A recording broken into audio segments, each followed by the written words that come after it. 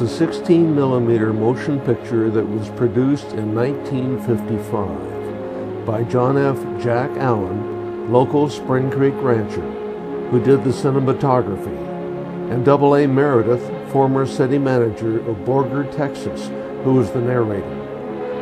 Its purpose was to persuade the citizens of towns in the Texas Panhandle to approve the creation of the Canadian River Project. It was successful.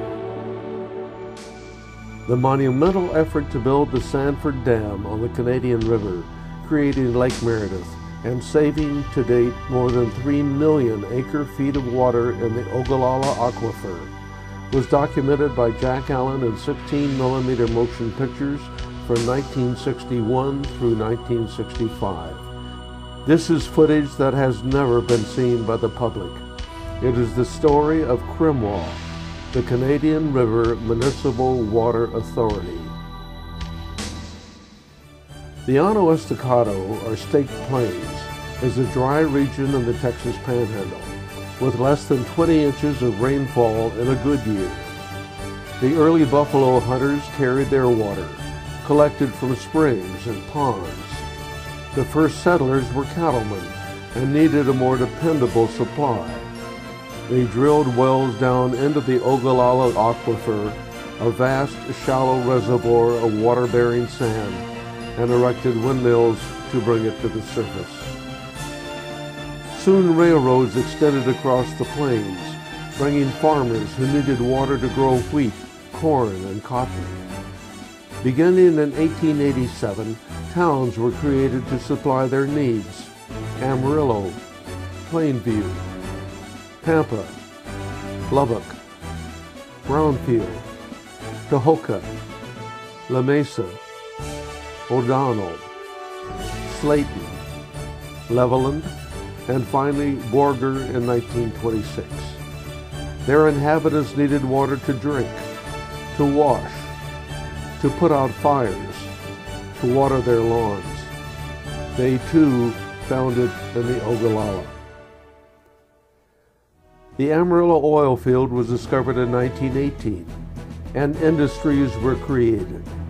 Refineries to process oil into gasoline, carbon black plants to burn and collect the residue from the refineries, producing carbon to make anything black: ink, paint, tires. New industries were created to make synthetic rubber and plastics. All of them required water, and all of it came from the Ogallala. The first irrigation well in the Panhandle was drilled in 1911. By 1936, 600 wells were flowing. By the end of 1950, 14,500 were in operation.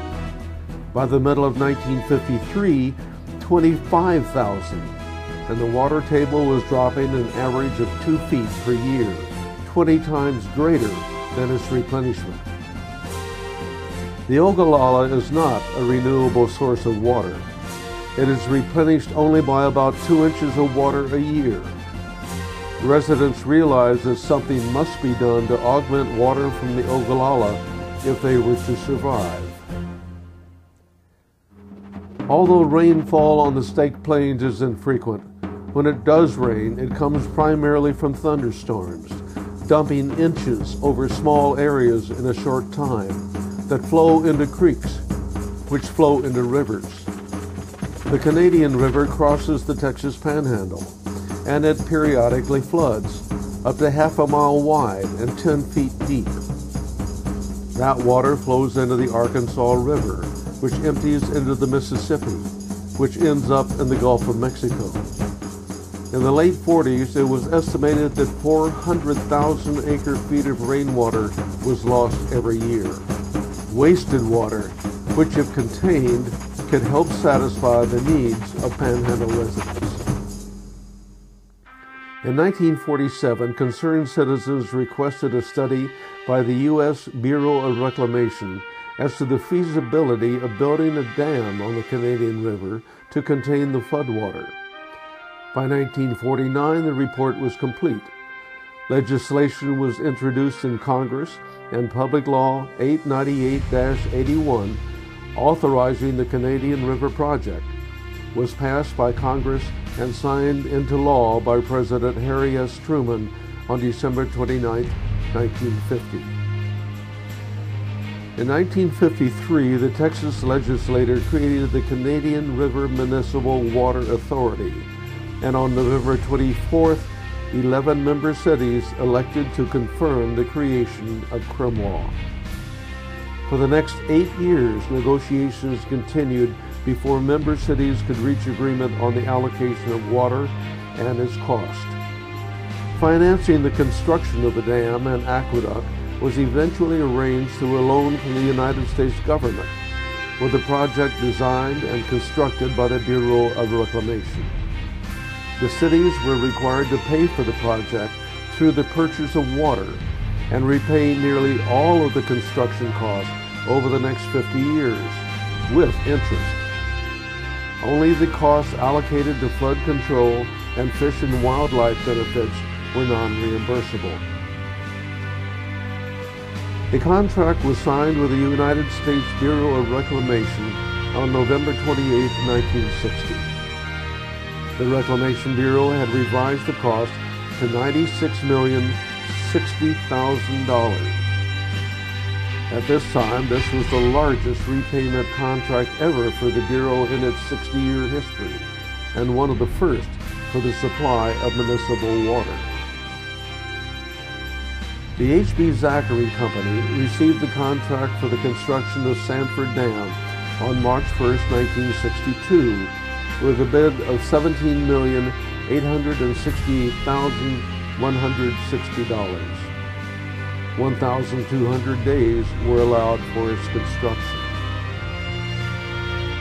The site chosen for the dam was on the Canadian River, 37 miles northeast of Amarillo and 8 miles west of Borger. Located at Sanford, it was named the Sanford Dam.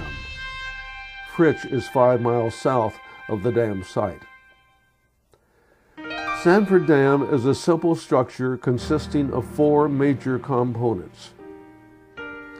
First, the earth-filled dam embankment, rising 198 feet above the stream bed and 228 feet above the lowest point in its foundation, and stretching 6,380 feet from north to south across the Canadian River. It is 1,900 feet wide at its base and 40 feet wide at the top. It has a volume of 15,308,000 cubic yards of earth and many thousands of tons of riprap rock. The dam embankment has 3 zones. Zone 1, the central part, is composed of select clay, silt, and sand compacted by tamping rollers into 6-inch layers. Zone 2, the upstream portion, consists of shale and rocky material from the excavations for the river outlet work structures, compacted by tamping rollers into 12-inch layers. Zone 3, the downstream portion, is made from selected sands obtained from excavations in the sandy river channel and compacted by tamping rollers into 12-inch layers to a relative density of 75%. The second major component at the north end of the dam is the flood control outlet work structure. It permits excess water in Lake Meredith to bypass the dam and consists of 3 concrete conduits 15.5 feet in diameter, leading to a gate structure with 12-foot by 15-foot control gates to regulate flood flows. Downstream are horseshoe-shaped conduits 17 feet wide and high, also constructed of reinforced concrete. The third major component is a spillway with an intake structure shaped like a morning glory flower, leading to a concrete conduit 21 feet in diameter and 680 feet long to discharge water into the river below the dam in case the lake gets too full. Both the spillway and flood control outlet works discharge into concrete chutes and stilling basins, leading to a large riprap channel connecting to the river downstream for the dam. The fourth major component is the river outlet work structure on the south end of the dam, which takes water from the lake to the pumping station. It has a 198-foot tall intake tower leading to an 853-foot long tunnel, also made of reinforced concrete, in which there are 2 outlet pipes from the gate chamber to the downstream end of the tunnel. From there, water can be diverted to the pump house. Low flows can also be released to the river through this structure. In addition to the Sanford Dam, the final major project component is the 323-mile aqueduct system, with a total of 10 pumping plants and 3 regulating reservoirs to distribute the water to the 11 member cities of the Panhandle and South Plains. The first pump station and 3 others, each with a surge tower to absorb sudden pressure changes, lift the water 800 feet uphill to the higher elevation of Amarillo. From Amarillo, water flows by gravity all the way south to La Mesa, 240 miles from Sanford Dam. Branch lines with more pump stations serve Borger, Pampa, Levelland, and Brownfield. The groundbreaking ceremony for the dam took place on June 30th, 1962. Secretary of the Interior Stuart Udall and AA Meredith set off explosives to begin the construction of the dam. AA died 9 months later, but he had the satisfaction of seeing his efforts of more than 15 years begin to bear fruit. In 1965, in honor of his dedication and accomplishment, the lake behind the dam was officially named Lake Meredith. But the construction of the dam had started long before the groundbreaking ceremony. Surveyors staked its plans into reality on the bed of the Canadian River. The Amarillo Oil Company removed and relocated a gas well from the site. Zachary had set up a service yard and was delivering heavy equipment to the site. Some were purchased off the shelf. Some had to be designed and built from scratch. Scrapers, aided by pushcats, excavated open-cut areas for the dam foundation and structures. Iron-coal muckers were used in the river outlet works tunnel. Euclid belt loaders with side cutters pulled by D8 dozers in tandem excavated material in the borrow areas for the dam. Euclid 40 cubic yard bottom dump wagons hauled the borrow material to the embankment. Motor graders distributed the dirt and self-propelled rollers were used to compact it, made by mounting sheep's foot compactor wheels onto Caterpillar or Euclid tractors. A crane with an articulated grapple bucket placed riprap for the protection of the face of the dam and the side slopes of the channels leading to the concrete structures. Other large cranes were used to place reinforcement steel, formwork, and concrete, some capable of lifting up to 110 tons, with booms as high as 200 feet. Work had started on stripping the foundation site. 3 borrow areas were cleaned, and embankment material was being irrigated to provide proper moisture control. Open-cut excavation was taking place at the structure sites on both sides of the river. A rock crushing plant was installed, and a rock borrow area started, allowing production and processing the material for a rock-fill blanket, riprap bedding, and riprap slope protection. A haul road was created from material blasted from the limestone bedrock for the heavy equipment to carry dirt from the borrow areas to create the embankment. A concrete batching plant for the dam was constructed. Concrete was batched by mixing dry ingredients, sand, aggregate, and cement, in a central batch plant. The dry mix was hauled to the placement site in trucks and dumped into a skip mixer, where water was added and the mixture thoroughly agitated. The mix was then loaded into dump buckets and transported to the placement site by crane. For slab placements, the mixers could place the concrete mix directly. Oil and gas pipelines had to be relocated or replaced. Those which might be underwater were surrounded with concrete weights to keep them submerged. Approximately 500 workers were employed during the 3 years of construction, not including about 70 Department of Interior inspectors and their supervisors. In order to begin the process of construction, a cofferdam was built from the south bank to the north, and then down the river enclosing the south portion of the foundation.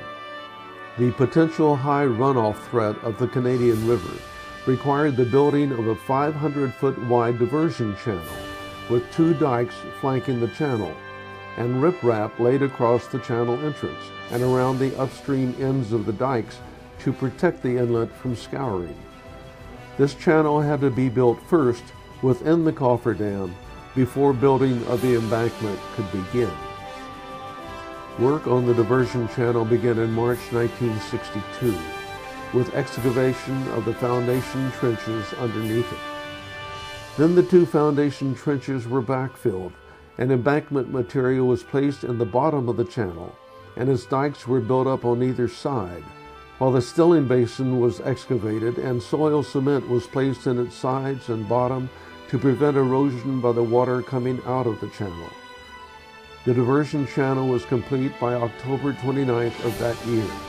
Then the river was diverted into the diversion channel and work began on the main embankment north of the diversion channel. The design of Sanford Dam was unique in that the structure was to be constructed on a sand foundation which extended down 150 feet or more below the embankment. Because of this, the dam was designed with an extremely wide foundation of up to 1,900 feet to spread the weight of the embankment over the sandy footing. 2 foundation trenches 100 feet wide and 30 feet deep were excavated to remove the sand at the points where the embankment was most likely to fail. An extensive drainage system, including pressure relief wells near the downstream toe, was constructed to carry away seepage, which was expected to move through the sandy foundation. Material was then hauled by truck from the borrow areas to the foundation trenches, dumped and spread with graders and Caterpillar tractors, then compressed to the desired density with sheep's foot rollers, over and over and over for 2 years. A piezometer system was installed within the embankment to measure static liquid pressure and determine how water moves through the dirt embankment, since an earthen dam is not impervious. It is very important to make sure that pore pressures in the embankment are dissipated properly to prevent the dam from being compromised.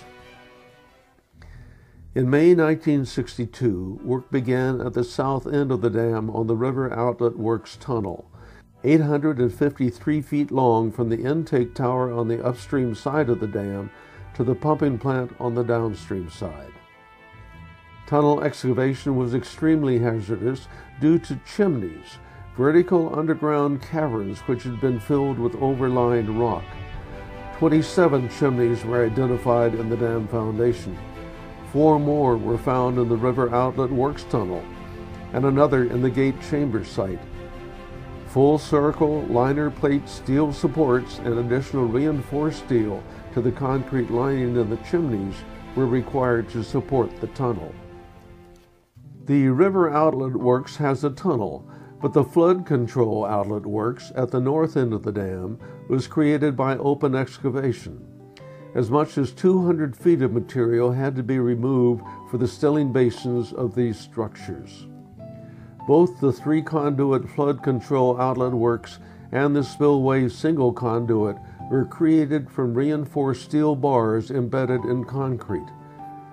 Lake water enters the flood control outlet works through an intake structure with trash racks to keep logs or flotsam from jamming the gates. Water passes through the spillway after it enters the Morning Glory hole at high flood stage. On the downstream side of the dam are concrete chutes leading the water down to stilling basins, massive concrete structures formed with reinforced steel rods and concrete. They dissipate the energy gained by the water as it rushes down the steep chutes. Counterforted walls up to 70 feet high, some of the highest ever built by reclamation, contain the water within the stilling basins. The intake tower, which receives water from the lake to flow through the river outlet works tunnel to the pumping station, starts to take shape. It will reach a height of 198 feet and be connected by a bridge capable of carrying 15-ton trucks to the top of the dam. During 1962, approximately 2.3 million cubic yards of material was placed in the embankment.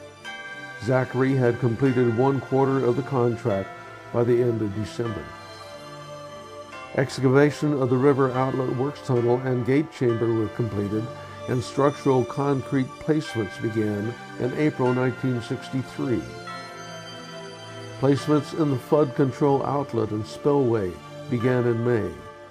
Each structure required extensive formwork and placing of reinforcing steel before mixing and placing the concrete. The spillway conduit was constructed by first creating the invert for its entire length, with reinforcing rods for the upper portions of the conduit projecting upward like ribs of a monster snake. Then alternating sections of the arch were placed until the entire length of the conduit was complete. The Morning Glory inlet structure required intricate formwork and was constructed in lifts of 8 to 10 feet. The flood control outlet works conduit and gate structure were created simultaneously with the spillway structure. This work was continued throughout most of 1963 and into 1964, and was rushed to allow closure of the embankment to begin. The Zone 2 embankment north of the diversion channel was completed by the end of July 1963, and the Zone 3 portion by September 2nd. Work continued on the Zone 1 portion of the embankment, and riprap placement started as the embankment rose. Riprap was produced in a rock borrow area near the north end of the dam, transported to the embankment in heavy trucks, and hoisted into place by a crane with an articulated grapple. The 323-mile aqueduct system started at the first pumping station on the downstream side of the dam. A manufacturing plant was built in Amarillo by Gifford Hill American to create the pipes for the first aqueduct contract awarded to R.H. Fulton. By August, 6-foot diameter non-cylinder pre-stressed concrete pipe was being trucked from Amarillo to be lowered into the trench. 32.6 miles of pipe was laid in 1963.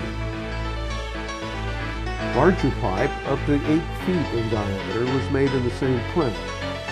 This pipe consisted of a concrete core wrapped with reinforcing wire under tension, then coated with cement mortar to protect the wire.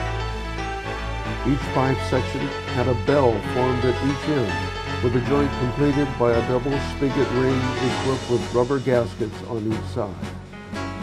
The resulting joint was watertight but flexible. The joints were sealed on the outside by a burlap diaper, which was filled with cement slurry, and the inside was buttered with mortar to protect the steel spigot ring. Early in the pipe laying operations, C.O. Crane, the project construction engineer for reclamation, suggested to R.H. Fulton officials that they develop an excavating machine to cut a semicircular trench for the pipe.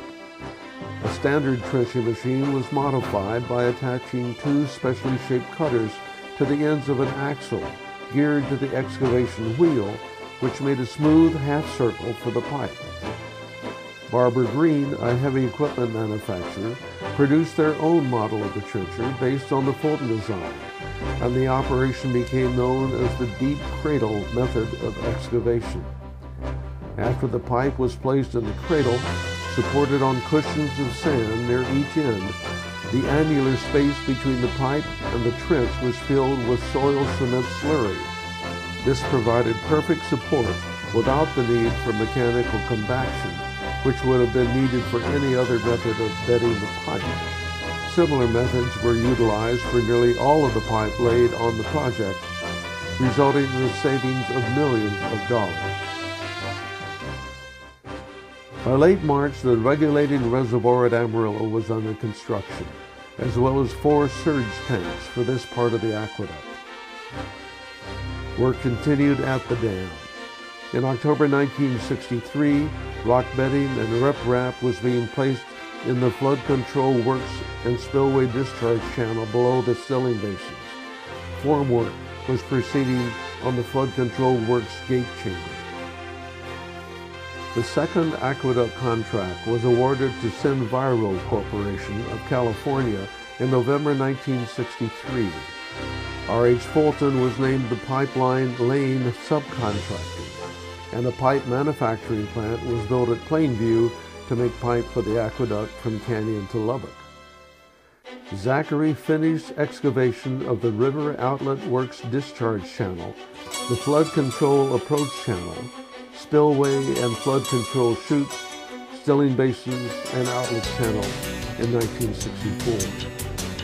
The conduit sections of the spillway and flood control structures were backfilled. Work finished on the compacted backfill and backfill around the concrete structures and in the embankment cutoff trenches. Concrete work was finished for most of the spillway structure. The embankment north of the diversion channel was raised to elevation 2930, 117 feet above the river channel. All of this work had to be done before the diversion channel could be closed and placement of embankment in the closure section started. The third aqueduct contract was awarded to R.H. Fulton on August 8, 1964 for all of the aqueducts south and west of Lubbock. In September 1964, mud was cleared from the diversion channel to initiate closure. This created a frenzy of activity in the borrow areas, where side-cutting excavators loaded the bottom dump earth movers one after another, and the haul roads became super highways with a procession of vehicles carrying the material to the embankment. Once material was dumped, bulldozers leveled it, and sheepsfoot rollers formed trains to compact the earth. Zachary's crews placed over 950,000 cubic yards of embankment material that month. It took almost another year to complete the embankment across the entire river. On December 20th, 1964, Zachary's crews completed the final concrete placement in the River Outlet Works intake tower. The first span of the bridge to the tower was raised on January 26, 1965, with a second following a few days later. The River Outlet Works was closed on January 28, 1965, the beginning of water storage in the reservoir. With water blocked off, the outlet piping was installed in the River Outlet Works tunnel downstream from the gate chamber, and connection to the manifold piping for pump station number 1 was made. Then concrete was placed around the piping. The control house was constructed, and final installation of the control gates in the gate chamber and control house was completed. All concrete work for the flood control outlet works and spillway was finished on February 20th, 1965. Water soon began to fill the discharge channel leading to the river from these structures, and fish were stocked in the channel, attracting large numbers of fishermen anxious to ply their avocation in the new facility. Fulton's subcontractor, H.A. Nelson Construction, completed the earthwork portion of the Amarillo regulating reservoir in early April of 1964. The Pittsburgh Des Moines Steel Company completed the steel surge tanks in June and finished painting them the following August. As the embankment neared completion, the work area along the top of the dam became quite constricted. Earth movers bringing material to the embankment competed for room with those returning to the borrow area for another load, and workers trying to finish the riprap placement were also in place. The Zone 1 embankment was finally complete on June 1st, and riprap placement was finished on June 24th, 1965, with placement of second stage concrete in the river outlet works finished on July 14th. The Bureau of Reclamation accepted Sanford Dam as complete on August 31st, 1965. Zachary had finished excavating the flood control outlet works outfall channel, the drainage outlet channel, and the keyway trenches. Placement of the embankment material and backfill was concluded. Last of the riprap bedding, and the rockfill blanket material was in place. The Texas Highway Department constructed a highway on the crest of Sanford Dam, opening a new pathway across the Canadian River for commerce to connect the Llano Estacado with the northern High Plains. The last major contract on the aqueduct was awarded to Allison and Haney Incorporated of Albuquerque, New Mexico, on March 17, 1965. This contract covered the East Aqueduct to serve Borger and Pampa, including 35 miles of 30 and 36-inch pipe, 2 pumping plants, and the Borger regulating reservoir.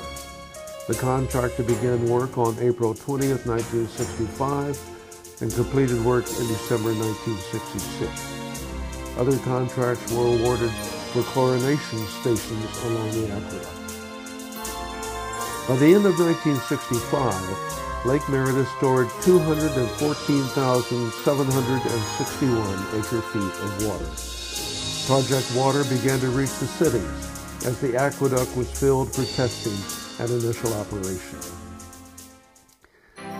Final project construction was completed in 1967, and the project turned over to CRMWA for operation on July 1st, 1968. Total construction cost was just under $84 million, with savings due to favorable bids and efficient pipelaying procedures by R.H. Fulton and other contractors. Non-reimbursable costs were about $7 million. Counting interest during construction, the authority's repayment obligation was $83.7 million. Lake Meredith has a controlled storage capacity below the spillway crest of 1,407,572 acre-feet, with 500,000 acre-feet set aside for conservation capacity to provide water for the cities, 481,500 acre-feet of space for sediment accumulation, and the remainder for flood control space. Above the spillway inlet level, another 1,206,643 acre-feet of storage space is available for surcharge storage during extreme floods. In the 40-plus years of its existence, Sanford Dam and Lake Meredith have provided over 3 million acre-feet of water for the member cities, thus saving that much water from being pumped out of the precious Ogallala Aquifer. But water is not all the dam provides. There is recreation for Panhandle residents. The first annual Borger Water Festival was held for 3 days in June 1965, bringing 15,000 people to Lake Meredith for boat races, water skiing demonstrations, and other ceremonies. An estimated 30,000 people crowded the recreation sites over the July 4th holiday. In the first 6 months after the opening, visitors launched 12,000 boats from the first usable boat ramp at Sanford Lake. And the U.S. Bureau of Sports Fisheries and Wildlife stocked the lake with 480,000 bass, 500,000 walleye, and more than 600,000 catfish.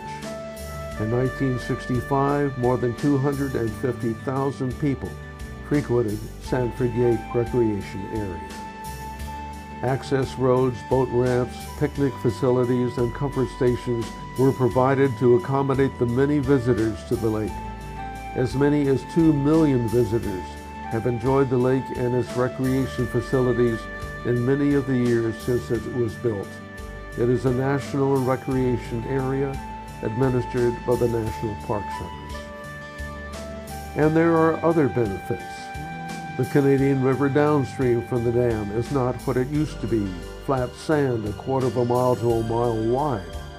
The river floodplain is filled in with grass, shrubs, and trees, a haven for wildlife. Gone is the dreaded quicksand and the frequent floods, which destroyed fences and vegetation. Now there is productive rangeland. To enter the 21st century, the authority came full circle by adding groundwater resources to supplement the scarce lake water supply, and to improve water quality to meet more of the growing needs of its member cities, which now have more than 500,000 citizens. Well fields were added in Roberts County, east of Lake Meredith, where plentiful groundwater lies under rough terrain which cannot be used for irrigated agriculture. By 2010, water rights had been acquired under 263,000 acres of land. CRMWA is now much more than Sanford Dam and Lake Meredith. It is assuring the growth of the Panhandle, investing in underground water supplies, creating wells and pumping stations and aqueducts to guarantee water is available when needed. In 2011, CRMWA purchased the water rights of T-Boone Pickens and Mesa Water beneath 211,000 acres in 7 counties north of Amarillo, increasing its groundwater holdings by 80% and an estimated 4 trillion gallons, and ensuring at least 50 to 100 more years of water for Panhandle and South Plains residents.